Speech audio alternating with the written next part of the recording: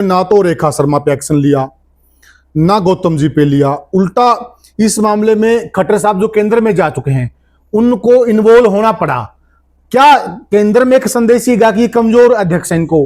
रेखा शर्मा की बात आती है, उन्हें फटाक से ऑनलाइन पब्लिकली बोलना चाहिए थे कि रेखा शर्मा ने ये शब्द गलत कहे हैं और मैं उसको कारण नोटिस जारी कर रहा हूं। कारण बताओ, नोटिस जारी कर रहा हूं। वो कहते हैं ना, अब ये माई बाप सिस्टम बीजेपी में भी आ गया। कांग्रेस की नकल करते करते बीजेपी भी माई बाप सिस्टम आ गया। आ गई है बीमारी, आगे बीमारी आ गई है।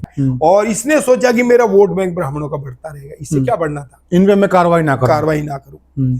अब आ गया गौतम को भी नहीं समझ पाया, और गौतम ने जो टिप्पणी की जाटों के बारे में उसको भी नहीं समझ पाया। और उन जाटों की, चौटाला साहब की या उनके बच्चों की जो बैकग्राउंड थी जेजेपी से लेकर इनके सारों की बैकग्राउंड कहीं ना कहीं बीजेपी के लिए प्लस रही। सारी चीज में फायदा मतलब एक नारी शक्ति का ही हुआ। यस, और एक नारी शक्ति ही कहीं कहीं बड़ौली जी पे भारी पड़ी।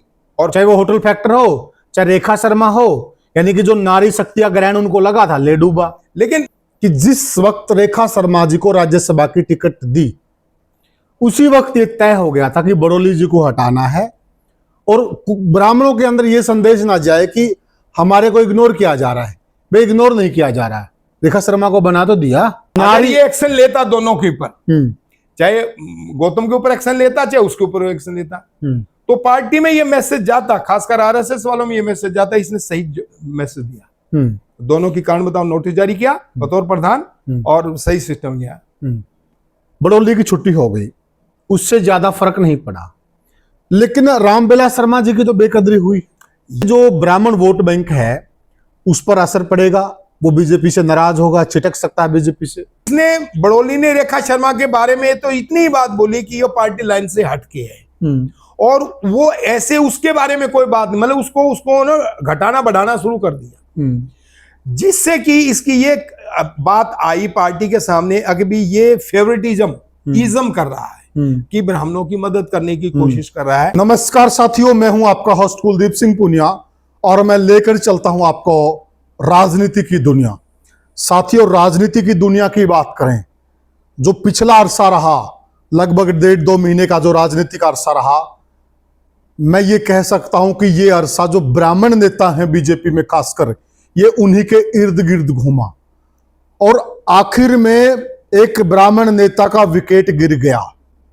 एक तरफ तो गाहें बगाहें ब्राह्मण समाज ये उम्मीद कर रहा था कि बीजेपी पार्टी उन्हें सर्वोच्च पद देगी, और अब जो उनके पास एक बड़ा पद था वो भी छिन गया। इसमें हम ये भी कह सकते हैं, जो शुरू में उनको रेखा रूपी ग्रहण लगा, जिस प्रकार से बीजेपी की राज्यसभा सांसद रेखा शर्मा ने चौधरी भजनलाल, जो अब इस दुनिया में भी नहीं है, उनको टारगेट किया, उनके बारे में कहा। उसके बाद पंडित राम कुमार गौतम, जब टिप्पणियों की बात हो तो वो पीछे कैसे रह सकते हैं, वो तो 1-2 कदम और लोगों से भी आगे रहते हैं। उन्होंने भी वही सेम पैटर्न पकड़ा, उन्होंने भी एक दिवंगत नेता को पकड़ा जो अब इस दुनिया में नहीं है, चौधरी ओम प्रकाश चौटाला, पूर्व मुख्यमंत्री। और जो होटल का मामला था वो तो उनका पीछा छोड़ ही नहीं रहा था बड़ौली का। अब ये 2 मामले जो बड़े बड़े हुए, और दोनों ब्राह्मण नेता, तो यहां से पार्टी को कहीं ना कहीं ये मैसेज गया कि प्रदेश अब ब्राह्मण नेता से नहीं संभल रहा है, बड़ौली जी से नहीं संभल रहा है। तो क्या इस वजह से ये विकेट गिरी है, या कोई और कारण है? क्या इस घटना से बीजेपी को कोई सियासी नफा या नुकसान होगा? और जो विकेट लेने वाली है वो महिला नेत्री हैं, अब जो पावर मिली है वो एक महिला को मिली है, उसका बीजेपी को ज्यादा फायदा होगा। और संयोग है कि मैंने जैसे कहा कि ब्राह्मणों का, मैं ये कह सकता हूं ब्राह्मण नेताओं का एक ये जो एपिसोड रहा, और ब्राह्मण नेताओं पे उसकी 7.5 उतरी। मेरे साथ जो चर्चा में मौजूद हैं वो भी ब्राह्मण समाज से आते हैं। पूर्व आईजी रणवीर शर्मा जी प्रशासनिक अधिकारी रहे हैं, बहुत अच्छे अफसर रहे हैं, तो उनसे चर्चा करेंगे इस विषय पे, और भी ज्यादा वो इन चीजों को अच्छे से समझा पाएंगे। तो आइए चर्चा शुरू करते हैं तो सबसे पहले आईजी साहब आपका ग्रामीण भारत मंच पर स्वागत है। नमस्कार पुनिया जी, नमस्कार। जो ये एक एपिसोड हुआ, तीनों जो ब्राह्मण नेता बड़ोली जी, रेखा शर्मा और पंडित राम कुमार गौतम, बिल्कुल, ये क्या हुआ? ये बीजेपी ब्राह्मणों में उलझ के रह गई और ब्राह्मणों का ही नुकसान हो गया। ये जो मैंने ये कहूं कि इस प्रकार के छुट भैया नेता थे, ये पहले इन्होंने अपनी साख तो खराब करी ही करी। बड़ोली जी की बात कर रहे हैं आप? बड़ोली जी की मैं बात कर रहा हूं, और प्लस रेखा शर्मा की भी और इस गौतम की भी, जो तीनों की बात आपने बोली है। मतलब ये ब्राह्मणों में कोई वर्चस्व नहीं रखते, इनका अच्छा। कोई अपना कोई विशेष वोट बैंक नहीं है। बड़ोली तो जरूर एमएलए रहा है। और जो रेखा शर्मा थी, उन्होंने एक दिवंगत आत्मा चौधरी भजनलाल जी के बारे में अपशब्दों का प्रयोग किया और माफी मांग के अपना पीछे छुड़ाना पड़ा। ये क्यों किया, किस लिए किया? जब इसकी छानबीन करी तो उसने अपने ही बड़बोलेपन से ये बात बोली। ठीक बात है, और कुछ जरूरत भी नहीं कोई थी। जरूरत नहीं थी, ना किसी की हिदायत थी। हाँ, अभी क्योंकि कुलदीप बिश्नोई जी वो खुद इस पार्टी में है, इस पार्टी के मेंबर है। हाँ, ये तो मैं कह रहा हूं कुलदीप बिश्नोई जी का बड़पन रहा, जो उन्होंने उसकी माफी को एक्सेप्ट कर लिया, स्वीकार कर लिया। नहीं तो वो बीजेपी को ज्यादा डेंट या नुकसान कर सकते थे, कहीं भी जा सकते थे। बिल्कुल। नंबर 2 बड़बोला गौतम रहा। इसके शेर के पट्टे का सबको ही पता है कि इसने कचोद बोलना ही बोलना है, कुछ भी कर लो। किसी ने कि जब तक इसकी ये संतोषी नदी में मुझे मंत्री बनाओ, मंत्री बनाओ, मंत्री बनाओ, तो पहले तो ये जेजेपी को कोसता रहा जब उसका एमएलए था, तो अब इसने बीजेपी को कोसना शुरू कर दिया ना, बीजेपी को खुंदक दिलाने शुरू कर दी। शायद मैं कोई और इंपॉर्टेंट बात बोल दूं तो चौटाला जी को उसने कोसना शुरू कर दिया, जो उनको फिर उल्टी बात पड़ गई। अब भी ये तो मैंने जाटों का मैंने क्या बोल दिया, वो तो जाटों का मैं भी ये पूछना चाह रहा हूँ, मेरे को समझ, जनता भी जानना चाह रही होगी। पहले तो ये उल्ट पुल्ट बोलते हैं, हाँ, और बाद में फिर कहेंगे नहीं मैंने ऐसे नहीं कहा था, ऐसे कहा था। अभी ताजा बयान है, कहा नहीं अभय सिंह ने मेरा क्या नुकसान किया है, दुष्यंत चौटाला की वजह से तो मैं एमएलए बना हूं। अब फिर पलटी मार गए, पलटू मार इसलिए है ना कि इनको मैंने पहले एपिसोड में बोला था कि अब ये 7 पीढ़ियों का स्टिग्मा, एक बदनुमा निशान इन्होंने दे दिया अपने परिवार को, और हमेशा वो रहेगा 7 पीढ़ियों तक। अब ये तो जाटों से बहुत नफरत करते हैं, तो इनके जो बेटा पोते हैं वो भी यही बोलेंगे, तो उनके लिए भी इन्होंने कर दिया। ये बात किसी ने जरूर सुझाई होगी कि गौतम जी आपने अपना नुकसान नहीं किया, आपने आने वाली पीढ़ियों का नुकसान कर दिया। तो फिर बच्चों ने भी इसको कोसा होगा। अभी तेने क्या मतलब था जाटों से, कल तो हम जाटों के वोट मांगते हैं, ठीक और बात है। उनके वोट के बगैर कभी एमएलए कहीं बन ही नहीं सकते। बिल्कुल। और अब हम उनसे खिलाफत बात कर रहे हैं, बिल्कुल, तो नुकसान किसका है? हमारा। बिल्कुल, ना केवल व्यक्तिगत, पारिवारिक नुकसान। जिस समाज के खिलाफ 1991 में ये हाई कोर्ट गए, हाँ। उस समाज ने इनको जितवाया भी। तीसरी बात बड़ोली की। बड़ोली का जो सबसे बड़ी कमी मैं देख रहा हूं, नंबर 1 कमी, उसने अपनी पद की जो गरिमा, जो स्टेटस था, उसको आंका नहीं। मैंने पहले भी कहा था, परमात्मा जिसको स्टेटस देना, तो उसे अपनी उस कुर्सी का एहसास होना चाहिए कि मैं कहां बैठा हूं, और उसकी शक्तियों का एहसास होना चाहिए, और उसके खामियाजे का एहसास होना चाहिए, जो शायद इन्होंने उसका आकलन सही नहीं किया। रेखा शर्मा की बात आती है, उन्हें फटाक से ऑनलाइन पब्लिकली बोलना चाहिए थे कि रेखा शर्मा ने ये शब्द गलत कहे हैं और मैं उसको कारण नोटिस जारी कर रहा हूं। कारण बताओ, नोटिस जारी कर रहा हूं। तो पार्टी की इमेज जाती है, इसकी पर्सनल इमेज भी जाती है। जी, बेदमदार आदमी है। दमदार आदमी है। नंबर 2, इसी प्रकार गौतम ने फिर बोली बात, बल्कि इसने बड़ोली ने रेखा शर्मा के बारे में तो इतनी ही बात बोली कि ये पार्टी लाइन से हटके है, और वो ऐसे उसके बारे में कोई बात नहीं, मतलब उसको ना घटाना बढ़ाना शुरू कर दिया, जिससे कि इसकी ये बात आई पार्टी के सामने। अभी ये फेवरेटिज्म कर रहा है कि ब्राह्मणों की मदद करने की कोशिश कर रहा है, और इसने सोचा कि मेरा वोट बैंक ब्राह्मणों का बढ़ता रहेगा। इससे क्या बढ़ना था? इनमें मैं कार्रवाई ना करूं।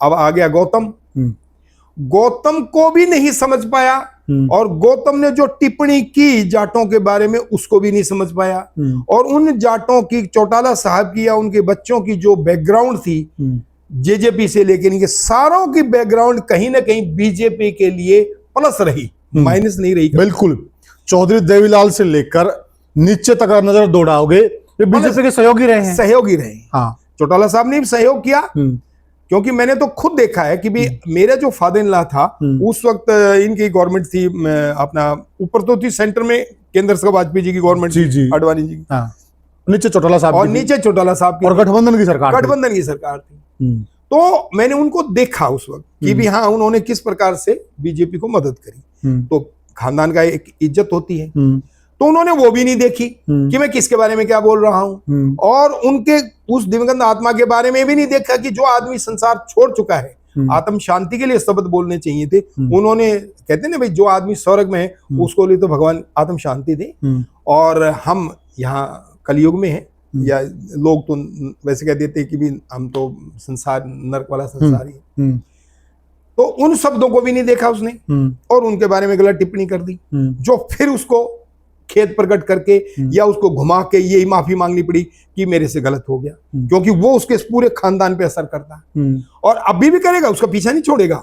ये बात उसकी पीछा नहीं छोड़ेगी, ना तो रेखा शर्मा की पीछा छोड़ेगी, ना इसकी पीछा छोड़ेगी। बिल्कुल सही बात है। और बड़ोली के भी ये बात पीछा नहीं छोड़ेगी कि बड़ोली ने एक गलती तो रेखा शर्मा की करी थी, दूसरी गलती इस गौतम की क्यों करी, इससे उसका क्या वोट बैंक बिगड़ता और क्या बढ़ता, उसको भी नहीं छेड़ा इसने।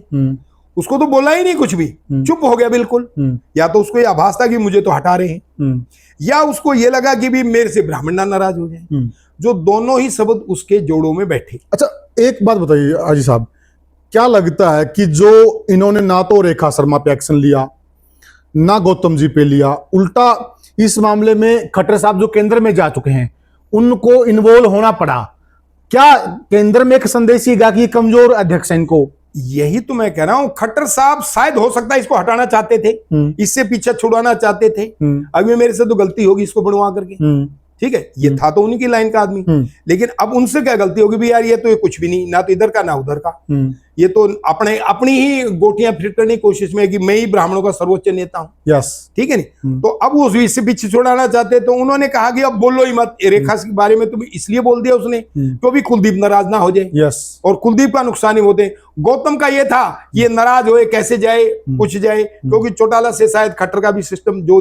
रहा होगा वो रहा होगा, उसने उस बात को अनगना कर दिया कि अब तो इसको जाने ही दो, जाने ही दो। उसने उल्टा इसकी कहीं ना कहीं होक्टी दी होगी, अभी इसको फारिग करो, इसको फारिग करो, और अपना दूसरी गोटी चल दी अर्चना गुप्ता वाली, और वो एक काबिल है और पढ़ी लिखी महिला है, पढ़ी लिखी, और महिलाओं का वोट बैंक का सिस्टम है, ताकि महिलाओं को एक तुर्क का पत्ता और मिलेगा और हमें हमारे वोट बैंक में बढ़ोतरी हो, जो कि बीजेपी महिला आरक्षण पर काम भी कर रही है। तो ये बड़ोली का सिस्टम जो इजम का सिस्टम था वही इनको ले बैठा, और वही अब इसको पद से पूर्व हो गया। ये नहीं तो ये आगे बढ़ सकते थे या कोई और सिस्टम बना सकते थे, ठीक है।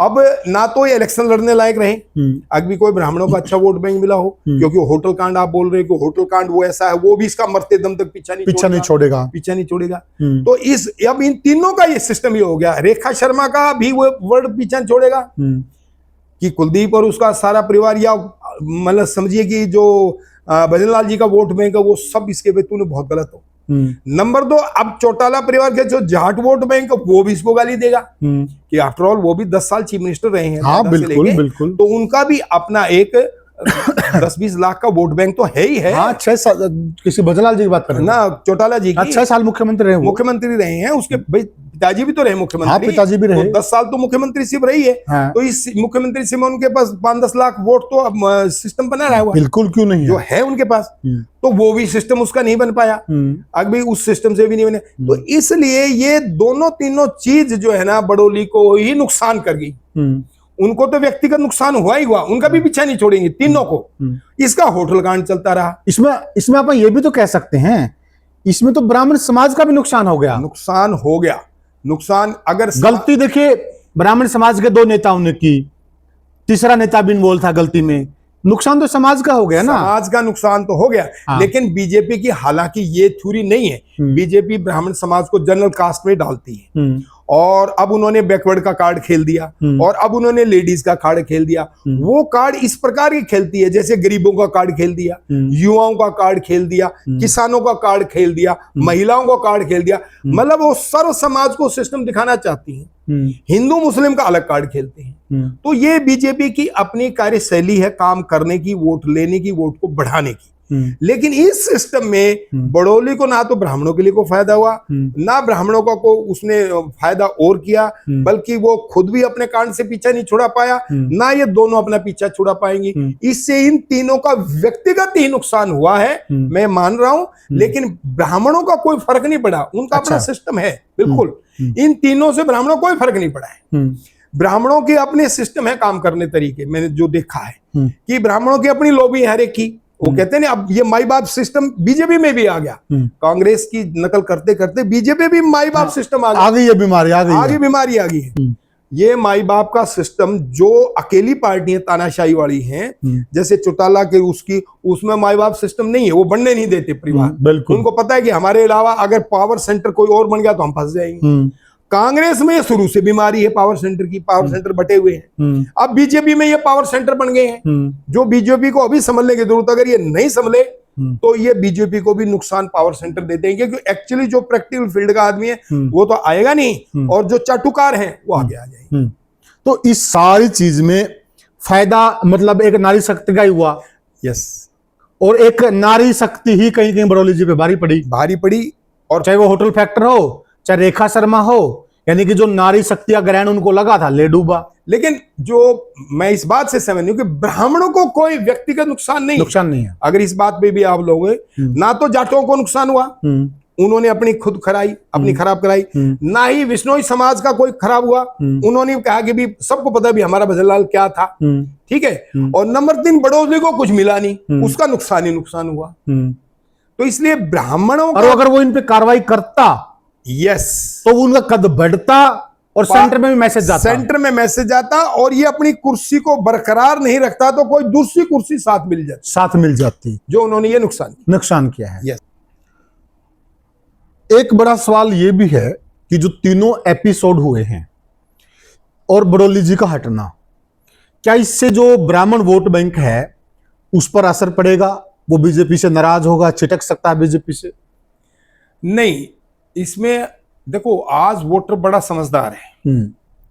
वोटर आज ये देख रहा है, अब जो बीजेपी की पार्टी लाइन है या राजनीति है वो हिंदू मुस्लिम के ऊपर घूम रही है, ठीक है कि नहीं? तो अकेले एक ब्राह्मण वोट बैंक का सिस्टम नहीं है। अब सिस्टम ये बन गया, जो बीजेपी बना रही है वो अब बना रही है जैसे नायब सैनी को बना के बैकवर्ड वोट का बन गया, आखिरी बैकवर्ड वोट के ले ली, या वो जाट नॉन जाट का बनाती है जो बीजेपी का सिस्टम है। अगर इनमें इस तरीके के से वो फूट डालो तो वो छोटी जातियों के फूट से दूर रहती है। बीजेपी को जो हमें समझ में आ रही है, बीजेपी छोटी जातियों के फूट को दूर रख के बड़ी जाति का सिस्टम बना दिया, हिंदू मुस्लिम का बना दिया। अगर हिंदू वोट बैंक हमारा बहुत ज्यादा है और मुस्लिम वोट 20% है, टोटल बाकी 80% है। फिर उन्होंने देखा कि सबसे बड़ा वोट बैंक कौन सा हो गया, बैकवर्ड का हो गया। अगर टोटल बैकवर्ड को मिला के वो करीब 20 से 25 मेरे ख्याल परसेंटेज बन जाएगा। हाँ बिल्कुल, 30 के आसपास चला जाता है, 30 के आसपास चला जाता है। तो ये बड़ा वोट बैंक है। अच्छा, जो दूसरा वोट बैंक है जनरल का है, जनरल वाले सोचेंगे ये जाएंगे कहाँ। तो इससे ब्राह्मण जो वोट बैंक है इससे कोई छिटके नहीं, क्योंकि इन लोगों का वो कद नहीं था। ब्राह्मण नेताओं का ये कद नहीं था। इनमें से तो मैं कहूं थोड़ा बहुत कद बड़ा था तो रामविलास शर्मा का ही था। मैं उसी पे आना चाह रहा था, क्योंकि उसने बहुत मेहनत की थी। उसने और बहुत पुराने समय से लगातार करीब 40 साल उसने अपने जिंदगी जीवन के युवा के दिए हैं। और ठीक है, उसमें कुछ गलतियां रही होंगी, लेकिन उसको भी एक मौका मिलना चाहिए था। एक मौका मिलना चाहिए था जो लास्ट मोमेंट पे उसके वोट सिस्टम में नहीं बना। उनको तो टिकट काट देगी। हाँ, हम भी ये सोच रहे थे एज ए पत्रकार कि उनको या तो कहीं राज्यपाल लगा दिया जाएगा, या उनको जो सम्मानजनक विदाई दी जाएगी। हाँ, हम ये मानते थे। लेकिन उनको सम्मानजनक विदाई भी नहीं दी। जिन्होंने बीजेपी के लिए इतनी मेहनत की, बहुत की। गलती किससे नहीं होती है, सब किसी से भी हो सकती है। जो भी कुर्सी पे होता है गलती होती है, उससे गलती होती है। और उसके साथ लेकिन इतने बड़े नेता की बेकदरी करना, उनके साथ एक अच्छा वोट बैंक मैं कह सकता हूं ब्राह्मणों का था हाँ। और है। आज भी उसको मान सम्मान के नजरिए से देखते हैं लोग। अच्छा। भगवत दयाल के बाद अगर थोड़ा बहुत कद बढ़ा था तो वो रामविलास शर्मा का था। जी जी। लेकिन रामविलास शर्मा के मतलब हटने से, टिकट ना देने से जरूर फर्क पड़ा, लेकिन बड़ौली से वो कोई फर्क नहीं पड़ेगा या रेखा शर्मा से कोई फर्क नहीं पड़ेगा इनको तो। बल्कि उससे तो ये रहा कि भी ठीक है, इनका सही सिस्टम नहीं रहा पार्टी के अंदर, ये ठीक है चले गए हैं, तो इनका सिस्टम ना होने की वजह से ये सिस्टम रहा। और जो मैंने बताया ना कि अब बीजेपी का जो स्टाइल है वो अब हो गया है कि भी एक तरफ तो चला गया बैकवर्ड क्लास का और एक तरफ आ गया जनरल कास्ट का, दूसरा कार्ड हो गया हिंदू का। तो इन सारे कार्डों को लेकर के ही बीजेपी आगे बढ़ रही है। थोड़ा सा देखिए, थोड़ा सा अगर हम ओबीसी में भी थोड़ा सा अगर हम डिवीजन करें, हाँ, में भी 2% भी नहीं होगा सैनी वोट बैंक हरियाणा में। हाँ, पूरे हरियाणा के अंदर। हाँ, 2 से भी कम है। हाँ, और ब्राह्मण समाज का 8-9% के आसपास वोट बैंक है। ठीक ठीक। तो वो 8-9% वोट बैंक को सम्मानजनक विदाई भी नहीं दे रहे हैं और सैनी समाज को इतना बड़ा मान सम्मान दे दिया है, तो कहीं ना कहीं ये ब्राह्मण समाज को ये बात अखरती तो होगी। नहीं, अखरने वाली बात इसलिए नहीं रही ना कि भी दोनों का जो रिपोर्ट कार्ड था वो सही नहीं रहा। मतलब चाहे मोहनलाल बड़ोली का रिपोर्ट कार्ड रहा, होटल कांड की वजह से, हालांकि उन्होंने पूरी कोशिश की होटल कांड की वजह से, चाहे गलती हो ना गलती हो, लेकिन एक डेंट पड़ गया। और रेखा शर्मा की वजह से चाहे वो एमपी गई, उसने भी अपना एक डेंट डाल दिया। तो इससे कोई ब्राह्मण समाज का छिटकना नहीं हुआ और ना ही वो छिटकेगा। अभी बीजेपी से नहीं छिटकेगा, बीजेपी के साथ रहेगा। लेकिन जो आप बात कर रहे हो कि नायब सिंह सैनी का जो 2% वोट बैंक है, उससे उसका कोई छिटकना, उससे भी छिटकना उसका लिए बनेगा। इसलिए नहीं बनेगा कि भी इन्होंने एक राजनीति इस तरीके से बना दी है जाट नॉन जाट की। जो बीजेपी का खेल है ना, इसे हमें लोगों को समझाना पड़ेगा कि हमारे भाईचारे की व्यवस्था में अब ये जो जाट नॉन जाट का सिस्टम इन्होंने बना दिया ना, ये सबसे खतरनाक है। जो हमारा मतलब उसी पे इनका काम चल रहा है, उसी के उनका काम चल रहा है। ये हमारी मेन भाईचारे का सिस्टम है जो ये इसे तार तार कर रहे हैं, जो गलत है। मतलब मेरी सोच ये है कि भी इन्हें इस इंसानियत की सोच को नहीं करना चाहिए। हरियाणा हरि की भूमि है, जहां मतलब हमारे यहाँ हरि मीन्स भगवान की धरती है, क्योंकि चारों तरफ से आप देखिए जितने भी हमारा कुरुक्षेत्र का एरिया है वो सारा हरि की धरती के सिस्टम पे। कभी सत्य को सत्य, कुरुक्षेत्र युद्ध क्या था? सत्य और असत्य की तो लड़ाई। हाँ, बिल्कुल, धर्म और धर्म, सत्य असत्य, असत्य की लड़ाई थी। तो इस असत्य की लड़ाई में हरियाणा इस बात को अब धीरे धीरे समझना पड़ेगा कि भाई ये हमारे भाईचारे में, चाहे पहले के नेता थे चाहे अब के नेता हो, सभी ने डेंट डाला है। वो चाहे जाट नेता थे, उन्होंने भी यही कोशिश की अब भी जाटों का राज रहना चाहिए। इसी तरह से जो दूसरे अब आए, अब नॉन जाट का रहना चाहिए। ये जो सिस्टम है ना, ये सबसे खतरनाक सिस्टम है। ये हरियाणा के लोगों को और खासकर युवाओं को समझना पड़ेगा कि युवा अपने हरियाणा के लोग ये तरक्की नहीं होने दे रहा, ये तरक्की नहीं, ये समानता का अधिकार नहीं लेने दे रहा, अधिकार नहीं लेने दे रहा, ये लोगों की समस्याओं का हल नहीं होने दे रहा, हल नहीं होने दे रहा। लोगों की जो छोटी छोटी सीधा सा है, एक बंदे को जात का चश्मा पहना और वोट ले लो, वोट ले लो, 5 साल अपनी बड़ाई, बड़ा सिंपल सा काम है, 5 साल अपनी बड़ाई खाओ। तो ये हमें युवाओं को समझाने की जरूरत है कि आपके गांव की या शहर की जो समस्या, जहां भी आप रह रहे हो, उन समस्याओं के जड़ में ये फूट का सिस्टम है।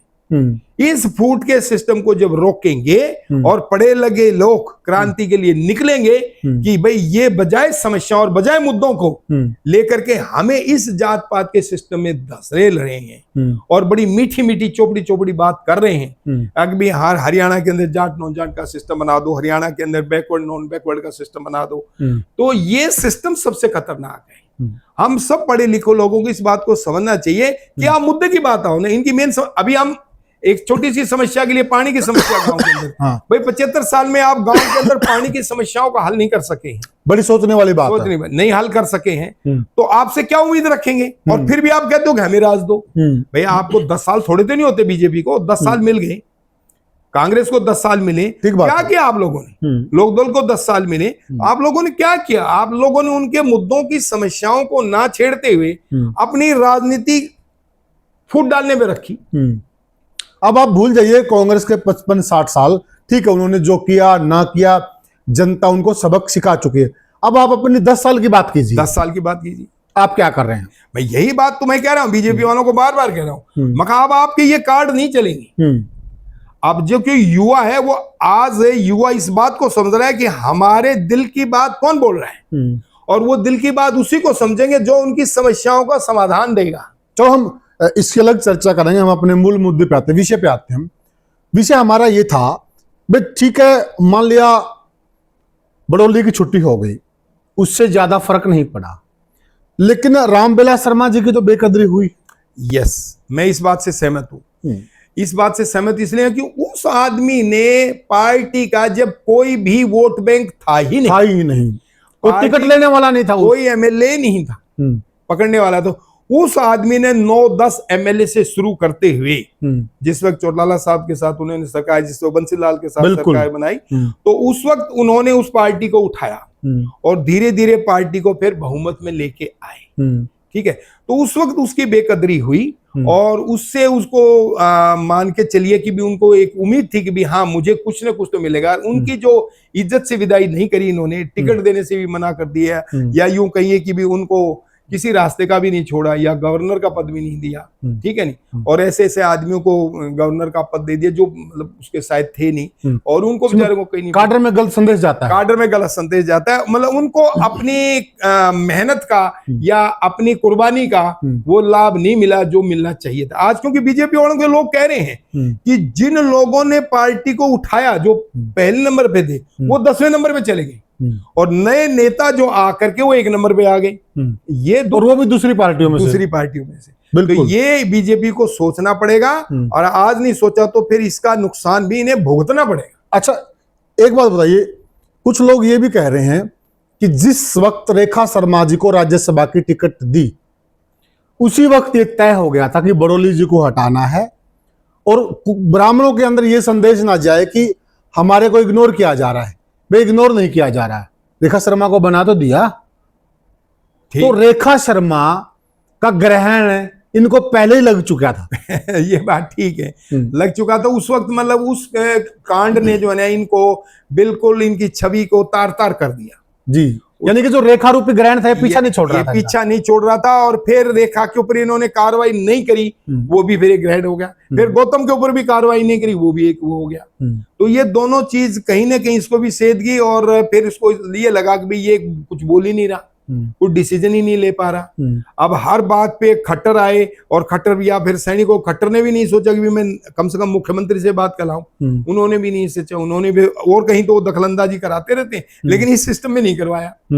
तो इसलिए हम कहते हैं कि भी ये जो इन ब्राह्मणों के बड़बोलेपन आए, इससे पार्टी को नुकसान हुआ, उनको व्यक्तिगत नुकसान तो हुआ ही हुआ, पार्टी को भी नुकसान हुआ, और फिर बड़ौली को भी नुकसान हुआ, और ये भी फारिग हो गए। तो क्या लग रहा है आपको, यानी कि खट्टर साहब भी है ना, नहीं चाह रहे थे कि ये रहे, अगर इनकी भूल सुधार करवानी तो पहले करा देते वो, क्योंकि जो अभी नई प्रदेश अध्यक्ष बनी अर्चना गुप्ता जी, सियासी गलियारों में ऐसा माना जाता कि वो खट्टर की चहेती है, खट्टर लॉबी से वो आती है, तो खट्टर साहब को पता ना गलती करने दो तभी तो छुट्टी होगी। ये बात दोनों ही समझ रहे थे, क्योंकि नायब सैनी ने भी ये बात नहीं उठाई, अभी ठीक है बोलने दो, ये नहीं करता है तो मत करने दो। अच्छा, वो डर के मारे कुछ बोल नहीं रहा था, वो किससे सलाह ले, उसमें अपना, उसने अपना जो कॉन्फिडेंस था ना वो खो दिया, या तो वो अपना कॉन्फिडेंस, और सॉरी यार ये गलत बात है, एक मुख्यमंत्री को ये, मैं उसका को वो नहीं हूं, मैं तो आज बीजेपी का अध्यक्ष हूं, तुम्हें ये बात नहीं करनी चाहिए कोई भी दिवंगत मुख्यमंत्री के बारे में, इतना स्टैंड लेना चाहिए, और इस बात का मैसेज डाले, और इस बात की एक्सप्लेनेशन बोले, अभी तुम अपने कारण बताओ नोटिस जारी कर रहा हूं, तुमने ये बात क्यों कही, तो एक स्टैंड लेता। अगर उस वक्त इसको हटाते तो फिर इसकी छवि ज्यादा बनती, यानी कि जो नारी ये एक्शन लेता दोनों के ऊपर, चाहे गौतम के ऊपर एक्शन लेता, चाहे उसके ऊपर एक्शन लेता, तो पार्टी में ये मैसेज जाता, खासकर आरएसएस वालों में ये मैसेज जाता, इसने सही मैसेज दिया, दोनों की कारण बताओ नोटिस जारी किया बतौर प्रधान, और सही सिस्टम गया। अच्छा, ये सोचा मैं कुछ किसी से पूछूं, उसके चक्कर में खुद फंस गया। मुझे एक चीज भी लगती है अजी साहब, जो नारी कह लीजिए आप, नारी रूपी शराब इनको चल रहा था। देखिए होटल कांड नारी, रेखा शर्मा वो भी नारी, अब जो इनको हटाकर प्रदेश अध्यक्ष बनी वो भी नारी। ये संयोग देखिए ना आप, ये देखो ये संयोग देखिए आप। मैं इस बात से तो सहमत नहीं होगा, क्योंकि नारी जाति, नारी जो है वो हमारी अर्ध नारी स्वर, हमारी जो भी अर्धनारीश्वर का भगवान ने मैसेज दिया है वो ये मैसेज है कि भी ये शरीर जो है वो शरीर मतलब हम दोनों का बराबर का हिस्सा है, कि हमारी नारी जाति का भी और मनुष्य जाति का भी, दोनों का बराबर का हिस्सा होने के नाते से वो नहीं। लेकिन हाँ, ये मैं जरूर आपकी बात से सहमत हूँगा कि भाई ये उन तीनों एपिसोडों को सही तरीके से डील नहीं कर पाए। अगर मैं चाहता, जब से भी इनके ऊपर होटल कांड आया था उसी वक्त इस्तीफा देके फारिग कर देते कि मेरे ऊपर इल्जाम आ गया है, मैं अब इस पद पे नहीं रहूंगा, मैं पहले इसको सच्चाई लोगों के सामने लाऊंगा और फिर दोबारा आऊंगा, तब इनकी मान सम्मान ज्यादा होता और इनको संपत्ति भी ज्यादा मिलती। ताकि इसके ऊपर झूठा इल्जाम लगा के या इसका कोई चक्रव्यूह रच के इसको बाहर निकाला। नहीं, मैं वही कह रहा हूँ ना, नारी शक्ति को इन्होंने बड़े हल्के में लिया, मैं ये कह रहा हूँ। और फिर देखिए वही नारी शक्ति घूम फिर के किसी प्रकार से फिर इनका विकेट ले गई, वही विकेट ले रही है, वही विकेट ले गई। तो वो इन्होंने समझना चाहिए था कि नारी शक्ति को हल्के में ना ले। हाँ, हल्के में ना ले, और चलो अब जो उनके साथ हो गया तो हो गया। अब आगे वो पार्टी के अंदर एक कद तो उनका बनी गया है, अब पार्टी में कुछ अच्छा काम करके दिखाएं, और बस वो पद से जो लेकिन चिपके रहे वो गलत हो। ये विडंबना है। आप देखेंगे कि बीजेपी के आप बहुत सारे प्रदेश अध्यक्ष आप गिन सकते हैं उंगलियों पे, रामविलास शर्मा जी खुद एक बड़ा उदाहरण है, गणेशी लाल जी हैं, और बहुत सारे प्रदेश अध्यक्ष हैं। सुभाष बराला को बड़ी मुश्किल से राज्यसभा की सीट दिलवा दी खट्टर जी ने, वो भी नहीं तो बीजेपी में पूरा लगने के बाद क्या हालत होती है ये आप दर्शक भी जानते हैं और हम सब जानते हैं, सब जानते हैं। ठीक है। अब देखते हैं बरोली जी वो किस प्रकार से आगे कैरी फॉरवर्ड करते हैं, कैसा वो करते हैं। लेकिन ये समझ के चलना होगा उनको पूरा लगने के बाद बीजेपी में बहुत कुछ हो जाता है और बहुतों के साथ हुआ भी है। चलो वो तो अपने अपने उसके भाग्य की बात है, अगले का कहाँ सिस्टम बैठता है। लेकिन ये है कि कुल मिला के, और इनके तो बेचारे के विधायक भी नहीं बने, ये पहले ही पूर्व लग गया, तो ये इनके लिए अच्छा नहीं रहा, ये समय नहीं रहा ठीक। चलो कोई बात नहीं, आदमी दोबारा मेहनत करता है, दोबारा अपना अच्छा समय ले आता है। हमारी शुभकामनाएं हैं उनको। तो साथियों, ये जो हमने चर्चा की है, कभी कोई भाई ये मत सोचे कि हम किसी जाति धर्म के खिलाफ हैं। ये हमने एक टॉपिक उठाया है कि किस प्रकार से, ये देखिए जो ब्राह्मण समाज के हैं बड़े नेता बन गए थे, बड़ोली जी से प्रदेश अध्यक्ष बन जाते हैं, तो किस प्रकार से आपस में ये सिस्टम चला। 3 ब्राह्मणों के इर्द गिर्द जो हाल फिलहाल की राजनीति घूमी और वो फिर कहां आकर अटकी, वहां से कि बड़ौली जी की छुट्टी और अर्चना गुप्ता हरियाणा की चौधरी। तो साथियों, ये हमने चर्चा की, आपको हमारी चर्चा कैसी लगी आप कमेंट सेक्शन में बताइएगा। फिर मिलेंगे किसी और वीडियो में किसी और मुद्दे पर, तब तक के लिए राम राम।